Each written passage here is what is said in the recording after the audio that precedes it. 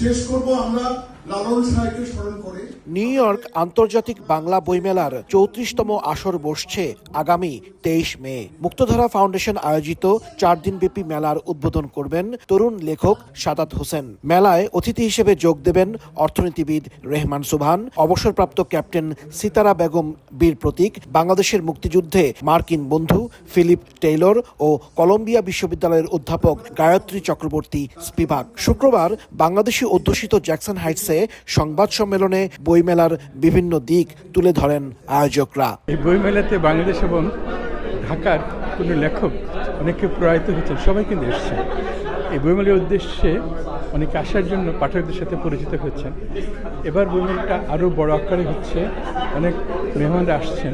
শিল্পী সাহিত্যিক লেখকদের প্রায় 100 লেখক একত্রিত হচ্ছে। আমার মনে হয় যে এটি একটি গত 5 বছরে কোনো বইমেলায় এই ধরনের উপস্থিতি হয়েছে কিনা আমার জানা নাই। অতীতের মতো এবারও বইমেলার স্থান নির্ধারণ করা হয়েছে নিউ ইয়র্কের নন্দনকানন হিসেবে পরিচিত জামাইকা পারফর্মিং আর্টস সেন্টারে। আয়োজকরা জানান, মেলায় বাংলাদেশের 20টি প্রকাশনা সংস্থা অংশ নিচ্ছে। যোগ দিচ্ছেন বাংলাদেশ, ভারত, ইউরোপ ও আমেরিকার বিভিন্ন অঙ্গরাজ্য থেকে শতাধিক কবি, লেখক ও সাহিত্যিক। নতুন প্রজন্মকে বাংলা ভাষা ও সংস্কৃতির সাথে সম্পৃক্ত করতে মেলায় থাকছে নানা আয়োজন। শুধু বড়রাই নয়, কিশোর তরুণদেরও সমাবেশ থাকবে এখানে।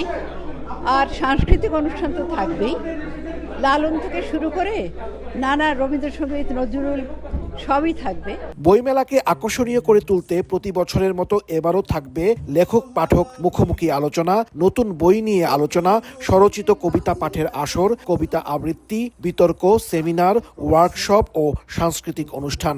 সঙ্গীত পরিবেশন করবেন রেজওয়ানা চৌধুরী বন্যা, ফাহমিদা নবী, শাহ মাহবুব, কৃষ্ণা তিথি ও স্বপ্নীল সজীব।